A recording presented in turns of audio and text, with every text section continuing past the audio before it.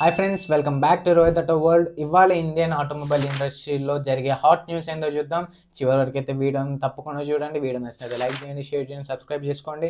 ఈ first update వచ్చేసి Tata Motors ఉన్నట్లయితే సెప్టెంబర్ 1 నుంచి అయితే టాటా మోటార్స్ అనేది వాళ్ళకు కాల రేట్ల పైన అయితే 25,000 వరకు అయితే పెంచనున్నట్లయితే ప్రకటించారు.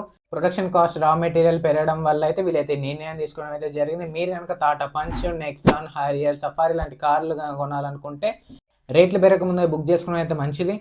సెకండ్ అప్డేట్ వచ్చేసి ఎంజీ నుండి వెళ్ళి ఆగస్ట్ 26న అయితే కొత్త 7 సీట్ ఎలక్ట్రిక్ ఎస్యూవీని అయితే లాంచ్ చేయబోతుంది.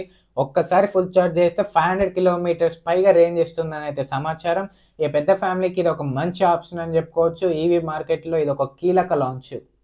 ఈ మూడో అప్డేట్ వచ్చేసి జూలై 2026 అయితే మన భారత్ కార్ మార్కెట్లో అయితే రికార్డ్ స్థాయి అమ్మకాలను అయితే నమోదు చేసింది.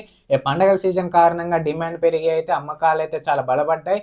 దీంట్లో Maruti Suzuki and Tata Motors, Mahindra వంటి కంపెనీల వృద్ధి ముఖ్యంగా చాలా పెద్ద పాత్ర అయితే పోషించిందని చెప్పుకోవాలి. నాలుగో అప్డేట్ వచ్చేసి మహీంద్ర నుంచి అయితే company XEV 9A 6 seat electric ఎస్యూవీని అయితే లాంచ్ చేసింది. అలాగే స్కార్పియో 9 లాగా కొత్త ఫీచర్స్ అండ్ అప్డేట్ వేరియేషన్ల పనిచేస్తుంది.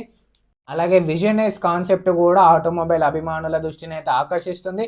రాబోయే నెలల్లో మహీంద్ర నుంచి మరిన్ని ఆసక్తికరమైన మోడల్స్ వచ్చే అవకాశాలు అయితే ఉన్నాయి. చివరిగా గవర్నమెంట్ అయితే ఈవీ, సిఎన్జి, హైడ్రోజన్ కమర్షియల్ వాహనాలకు మరింత ప్రోత్సాహం ఇవ్వడానికి వాటి అనుమతించబడే వయోపరిమితిని 5 సంవత్సరాలకు పెంచే ప్రతిపాదన అయితే తీసుకొచ్చింది. ఇవే ఇప్పటి ఆటోమొబైల్ ఇండస్ట్రీ టాప్ అప్డేట్స్ అయితే. ఈ వీడియో నచ్చినట్లయితే లైక్ చేయండి, షేర్ చేయండి. ఇంకా మరిన్ని ఇలాంటి ఆటో అప్డేట్స్ కోసం అయితే మన రోహిత్ ఆటో వరల్డ్ అయితే సబ్స్క్రైబ్ చేసుకోండి. Again welcome back to Rohit auto world.